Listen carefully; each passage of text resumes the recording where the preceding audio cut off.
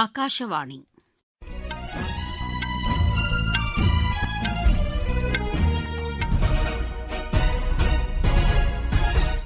செய்திகள் வாசிப்பவர் சித்ரா பாலசுப்ரமணியன். தலைப்புச் செய்திகள். மேற்காசியாவில் நிலவும் பதற்றமான சூழல் கவலை அளிப்பதாக பிரதமர் திரு நரேந்திர மோடி தெரிவித்துள்ளார். வளர்ச்சியடைந்த இந்தியாவிற்கான ஊரக வேலைவாய்ப்பு உறுதி மற்றும் வாழ்வாதார சட்டத்தை செயல்படுத்த 95,692 கோடி ரூபாய் இடைக்கால நிதி ஒதுக்கீடு செய்ய திட்டமிடப்பட்டுள்ளது. மத்திய அரசின் கர்ப்பிணி பெண்களுக்கான நலத்திட்டம் சிறப்பாக செயல்பட்டு வருவதாக மகளிர் மற்றும் குழந்தைகள் நலத்துறை அமைச்சர் திருமதி அன்னபூர்ணா தேவி தெரிவித்துள்ளார். பாகிஸ்தான் ஆக்கிரமிப்பு காஷ்மீரில் போராட்டக்காரர்கள் மீது பாதுகாப்புப் படையினர் நடத்திய துப்பாக்கிச் சூட்டில் 30 பேர் உயிரிழந்தனர். ஆஸ்திரேலிய ஓபன் பேட்மிண்டன் போட்டியில் இந்தியாவின் ஹரிஹரன் அம்சகருடன் அர்ஜுனன் இணை காலிறுதிக்கு முந்தைய சுற்றுக்கு முன்னேறியுள்ளது. இனி விரிவான செய்திகள். மேற்காசியாவில் நிலவும் பதற்றமான சூழல் கவலை அளிப்பதாக பிரதமர் திரு நரேந்திர மோடி தெரிவித்துள்ளார். இது தொடர்பாக குவைத் இளவரசர் ஷேக் மிசால் அல் அகமதுடன் தொலைபேசி வாயிலாக உரையாற்றிய அவர் மேற்காசிய பாதுகாப்பு நிலைமை குறித்து ஆலோசித்ததாக கூறியுள்ளார். குவைத் மீது நடத்தப்பட்ட தாக்குதலுக்கு கடும் கண்டனம் தெரிவித்த பிரதமர் இது அந்நாட்டின் இறையாண்மைக்கு எதிரான செயல் என கூறியிருக்கிறார். மேற்காசியாவில் அமைதியை நிலைநாட்ட பேச்சுவார்த்தை நடத்த வேண்டும் என்றும் அவர் வலியுறுத்தியுள்ளார். குவைத் நாட்டில் உள்ள இந்தியர்களின் பாதுகாப்புக்கு அந்நாட்டு அரசு மேற்கொள்ளும் நடவடிக்கைகளுக்கு பிரதமர் திரு நரேந்திர மோடி நன்றி தெரிவித்துள்ளார். மேற்காசியாவில் அமைதியை நிலைநாட்ட அனைத்து தரப்பினரும் ஒத்துழைக்க வேண்டும் என ஐநா பொதுச் செயலாளர் திரு ஆண்டோனியோ குட்ரஸ் கேட்டுக் கொண்டிருக்கிறார். லெபனான், ஈரான், காசா பகுதிகளில் உடனடியாக போர் நிறுத்த நடவடிக்கையை மேற்கொள்ள வேண்டும் என அவர் வலியுறுத்தியிருக்கிறார். சர்வதேச சட்டங்களின் அடிப்படையில் வணிக கப்பல்கள் பயணிக்க அனுமதிக்க வேண்டும் என்றும் அவர் கேட்டுக் கொண்டுள்ளார். மேற்காசிய பிரச்சினைக்கு ராணுவ நடவடிக்கை மூலம் தீர்வு காண முடியாது என்றும் பேச்சுவார்த்தை மூலம் மட்டுமே தீர்வு காண முடியும் என்றும் அவர் கூறியிருக்கிறார். வளர்ச்சியடைந்த இந்தியாவிற்கான ஊரக வேலைவாய்ப்பு உறுதி மற்றும் வாழ்வாதார சட்டத்தை செயல்படுத்த 95,692 கோடி ரூபாய் இடைக்கால நிதி ஒதுக்கீடு செய்ய மத்திய அரசு திட்டமிட்டுள்ளதாக மத்திய ஊரக மேம்பாட்டுத்துறை அமைச்சர் திரு சிவராஜ் சிங் சௌஹான் தெரிவித்துள்ளார். புதுதில்லியில் அடுத்த மாதம் 1ஆம் தேதி தொடங்கப்பட உள்ள இந்த திட்டம் குறித்து மாநில அமைச்சர்களுடன் காணொலி மூலம் ஆலோசனை மேற்கொண்ட பின் செய்தியாளர்களிடம் பேசிய அவர் இத்திட்டத்தை செயல்படுத்த அனைத்து மாநிலங்களும் தயாராக இருக்க வேண்டும் என அறிவுறுத்தப்பட்டுள்ளதாக கூறினார். 26 மாநிலங்கள் இந்த திட்டத்திற்காக நிதி ஒதுக்கீடு செய்துள்ளதாக கூறிய அவர் கர்நாடகா, தெலங்கானா, ஜார்க்கண்ட், மிசோரம் மாநிலங்கள் விரைவில் இதற்கான நிதி ஒதுக்கீடு செய்யும் என்றும் கூறினார். கடந்த ஆண்டை விட இந்த திட்டத்திற்காக நிதி ஒதுக்கீடு 40% அதிகரிக்கப்பட்டுள்ளதாக கூறிய திரு சிவராஜ் சிங் சௌஹான் மாநிலங்களுக்கான நிதி ஒதுக்கீடு குறைக்கப்படவில்லை என்றும் தெரிவித்தார். மத்திய அரசின் கர்ப்பிணி பெண்களுக்கான நலத்திட்டம் சிறப்பாக செயல்பட்டு வருவதாக மகளிர் மற்றும் குழந்தைகள் நலத்துறை அமைச்சர் திருமதி அன்னபூர்ணா தேவி தெரிவித்துள்ளார். இந்த திட்டத்தின் 10 ஆண்டு நிறைவு விழாவை ஒட்டி அவர் வெளியிட்டுள்ள சமூக வலைதள பதிவில் கர்ப்பிணி தாய்மார்களுக்கு மருத்துவ பரிசோதனைகள், மருத்துவ நிபுணர்களின் சிகிச்சை ஆகியவை இத்திட்டம் மூலம் மேற்கொள்ளப்பட்டு வருவதாக கூறியுள்ளார். கர்ப்பிணி தாய்மார்கள் மற்றும் சிசுக்களின் நலனுக்காக அரசு உறுதிபூண்டிருப்பதாகவும் அவர் கூறியுள்ளார். மத்திய அரசின் இந்த திட்டம் மூலம் கடந்த 10 ஆண்டுகளில் லட்சக்கணக்கான தாய்மார்களின் சுகாதாரம் மேம்பட்டுள்ளதாக திருமதி அன்னபூர்ணா தேவி கூறியிருக்கிறார். உத்தரப்பிரதேச மாநிலம் சீதாப்பூரில் ராணுவ நிலத்தில் சூரிய மின்சார திட்டத்திற்கு பாதுகாப்புத்துறை அமைச்சர் திரு ராஜ்நாத் சிங் ஒப்புதல் அளித்துள்ளார். இது தொடர்பாக பாதுகாப்பு அமைச்சகம் வெளியிட்டுள்ள அறிக்கையில் முதல் முறையாக ராணுவ நிலத்தில் பெரிய அளவிலான சூரிய மின் திட்டத்தை செயல்படுத்தப் போவதாக தெரிவித்துள்ளது. பசுமை எரிசக்தி, நிலையான வளர்ச்சி, புதுப்பிக்கத்தக்க எரிசக்தி பயன்பாட்டை ஊக்குவிக்கும் வகையில் தேசிய அனல் மின் கழகத்துடன் இணைந்து ராணுவ நிலங்களில் சூரிய மின் திட்டம் செயல்படுத்தப்பட உள்ளது. நீங்கள் கேட்டுக்கொண்டிருப்பது ஆகாஷவாணியின் செய்தி அறிக்கை.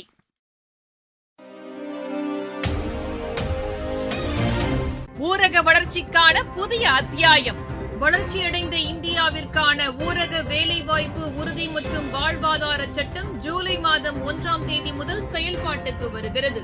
இந்த சட்டம் வருடத்திற்கு 125 நாட்கள் வேலையை உறுதி செய்கிறது. இதில் வாரந்தோறும் ஊதியம் வழங்கப்படுவது கட்டாயமாக்கப்பட்டுள்ளது. பணி முடிந்த 15 நாட்களுக்குள் ஊதியம் வழங்குவதை உறுதி செய்வதற்கான அம்சங்களும் இதில் இடம்பெற்றுள்ளன. ஊதியம் காலதாமதமாக வழங்கப்பட்டால் அதற்கான இழப்பீட்டுத் தொகைக்கும் இதில் வகை செய்யப்பட்டுள்ளது. வளர்ச்சியடைந்த இந்தியாவிற்கான பயணத்தில் மோடி அரசு தொடரும் சீர்திருத்த நடவடிக்கைகள். அரசு மின்னணு வணிக தளம் மூலம் மேற்கொள்ளப்படும் பொதுத்துறை கொள்முதல் மாற்றியமைக்கப்பட்டுள்ளதாக அதன் தலைமை செயல் அதிகாரி திரு மிகிர்குமார் தெரிவித்துள்ளார். புதுதில்லியில் செய்தியாளர்களிடம் பேசிய அவர், தொழில்நுட்பத்தை பயன்படுத்தி மக்கள் பயனடையும் வகையில் வெளிப்படைத் தன்மையுடன் நிர்வாகம் செயல்படுத்தப்பட்டு வருவதாக கூறினார். அரசு மின்னணு வணிக தளத்தை பயன்படுத்தும் சிறு குறு நிறுவனங்களின் எண்ணிக்கை தற்போது 12 லட்சமாக அதிகரித்துள்ளதாகவும் அவர் குறிப்பிட்டார். இதில் மகளிர் தொழில் முனைவோர் எண்ணிக்கை 2,16,000 உயர்ந்துள்ளதாகவும் அவர் கூறினார். கடந்த 10 ஆண்டுகளில் அரசு மின்னணு வணிக தளம் மூலம் கொள்முதல் 93,000 கோடி ரூபாய் அளவுக்கு அதிகரித்துள்ளதாகவும் அவர் குறிப்பிட்டார். கடந்த 2016 ஆகஸ்ட் 9ஆம் தேதி தொடங்கப்பட்ட அரசு மின்னணு வணிக தளம் மூலம் பொதுத்துறை நிறுவனங்களின் கொள்முதல் நேர்மையாகவும் வெளிப்படைத் தன்மையுடன் திறம்பட மேற்கொள்ளப்பட்டு வருவதாக திரு மிகிர்குமார் தெரிவித்தார். விவசாயிகள் தங்களது வேளாண் விளைபொருட்களை ஆன்லைன் மூலம் விற்பனை செய்யும் தேசிய வேளாண் சந்தை திட்டத்தை மத்திய அரசு சிறப்பாக செயல்படுத்தி வருகிறது. தமிழகத்தின் மதுரை மாவட்டத்தில் விவசாயிகள் தாங்கள் விளைவிக்கும் பொருட்களுக்கு தாங்களே விலை நிர்ணயம் செய்யவும், எவ்வித இடைத்தரகர்கள் இன்றி விற்பனை செய்து லாபம் ஈட்டவும் இத்திட்டம் பெரிதும் பயனளிப்பதாக வேளாண் வணிக துணை இயக்குநர் திருமதி மெர்சி ஜெயராணி தெரிவிக்கிறார். மதுரை விற்பனை குழுவின் கட்டுப்பாட்டில் செயல்பட்டு வரும் வாடிப்பட்டி ஒழுங்குமுறை விற்பனை கூடத்தில் கடந்த 2020 ஆண்டு முதல் மட்டையோடு கூடிய தேங்காய் மறைமுக ஏலம் ஆரம்பிக்கப்பட்டு தற்போது அது ஈனாம் திட்டத்தில் இணைக்கப்பட்டு அதன் கீழ் சிறப்பாக செயல்பட்டு வருகிறது. ஈனாம் திட்டத்தினுடைய 2.0 வெர்ஷன் வெளியிடப்பட்டுள்ளது. அதை குறித்த விழிப்புணர்வு விவசாயிகள் மற்றும் வியாபாரிகளுக்கு ஏற்படுத்தப்பட வேண்டிய நோக்கத்திலும் கலந்தாய்வு கூட்டம் நடைபெற்றது. ஈனாம் திட்டத்தின் மூலமாக வெளிப்படைத்தன்மையோடு விவசாயிகளுக்கு எந்தவிதமான இடைத்தரகருடைய பிரச்சனையின்றி சரியான எடை மற்றும் நல்ல விலைக்கு விளைபொருட்கள் விற்பதற்கு ஏதுவாக உள்ள காரியங்கள் விலக்கி கூறப்பட்டது. மின்னணு தேசிய வேளாண் சந்தை மூலம் தங்களுக்கு நல்ல லாபம் கிடைப்பதாக விவசாயிகள் கூறுகின்றனர். என் பேர் பாரதிராஜா. நான் மணியஞ்சி கிராமத்துலேருந்து வரேன். நான் தென்னை விவசாயம் வச்சுக்கிட்டு இருக்கேன். தேங்காயெல்லாம் வாடிப்பட்டி வேளாண்மை விற்பனை கூடத்துல பதிவு செஞ்சு போட்டுருக்கேன். இதில் எந்த ஒரு தரகர் கமிஷன் இல்லாமல் எனது பேங்க் அக்கௌண்ட்ல 48 மணி நேரத்தில் ஏறிடுது. ஈனாம் திட்டத்தில் இதை போறதுனால எனக்கு நல்லா பெருமையா இருக்கு. வாடிப்பட்டியில இருக்க ஒழுங்குமுறை தேங்காய் விற்பனை கூடத்துல நாங்க காய் போட்டிருக்கோம். காய் நல்ல ஏலத்துக்கு வந்திருக்கு.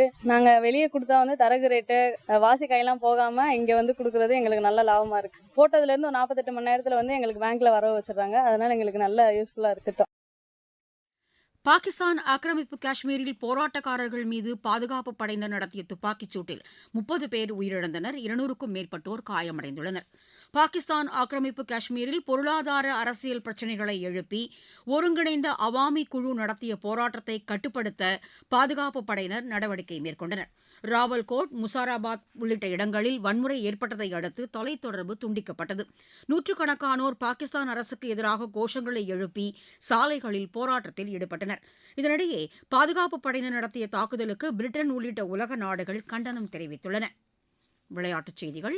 ஆஸ்திரேலிய ஓபன் பேட்மிண்டன் போட்டியில் இந்தியாவின் ஹரிஹரன் அம்சகருடன் அர்ஜுன் இணை காலிறுதிக்கு முந்தைய சுற்றுக்கு முன்னேறியுள்ளது. ஆடவர் இரட்டையர் பிரிவு முதல் சுற்று ஆட்டத்தில் இந்த இணை 21-13, 21-13 என்ற செட் கணக்கில் அமெரிக்காவின் ஆர்டன் குவான்லி ஸ்டான்லி ஜிங் இணையை வென்றது. இலங்கை ஏ அணிக்கு எதிரான முத்தரப்பு ஒருநாள் கிரிக்கெட் போட்டியில் 8 ரன் வித்தியாசத்தில் இந்தியா ஏ அணி வெற்றி பெற்றது. தம்புலாவில் நடைபெற்ற இப்போட்டியில் முதலில் பேட் செய்த இந்தியா ஏ அணி 50 ஓவரில் 6 விக்கெட் இழப்பிற்கு 277 ரன் எடுத்தது. 278 ரன் எடுத்தால் வெற்றி என்ற இலக்குடன் விளையாடிய இலங்கை ஏ அணி 269 ரன்னுக்கு ஆட்டமிழந்தது. மீண்டும் தலைப்புச் செய்திகள். மேற்காசியாவில் நிலவும் பதற்றமான சூழல் கவலை அளிப்பதாக பிரதமர் திரு நரேந்திர மோடி தெரிவித்துள்ளார். வளர்ச்சியடைந்த இந்தியாவிற்கான ஊரக வேலைவாய்ப்பு உறுதி மற்றும் வாழ்வாதார சட்டத்தை செயல்படுத்த 95,692 கோடி ரூபாய் இடைக்கால நிதி ஒதுக்கீடு செய்ய திட்டமிடப்பட்டுள்ளது. மத்திய அரசின் கர்ப்பிணி பெண்களுக்கான நலத்திட்டம் சிறப்பாக செயல்பட்டு வருவதாக மகளிர் மற்றும் குழந்தைகள் நலத்துறை அமைச்சர் திருமதி அன்னபூர்ணா தேவி தெரிவித்துள்ளார். பாகிஸ்தான் ஆக்கிரமிப்பு காஷ்மீரில் போராட்டக்காரர்கள் மீது பாதுகாப்பு படையினர் நடத்திய துப்பாக்கிச் சூட்டில் 30 பேர் உயிரிழந்தனர். ஆஸ்திரேலிய ஓபன் பேட்மிண்டன் போட்டியில் இந்தியாவின் ஹரிஹரன் அம்சகருடன் அர்ஜுன் இணை காலிறுதிக்கு முந்தைய சுற்றுக்கு முன்னேறியுள்ளது. செய்தி அறிக்கை நிறைவு பெற்றது.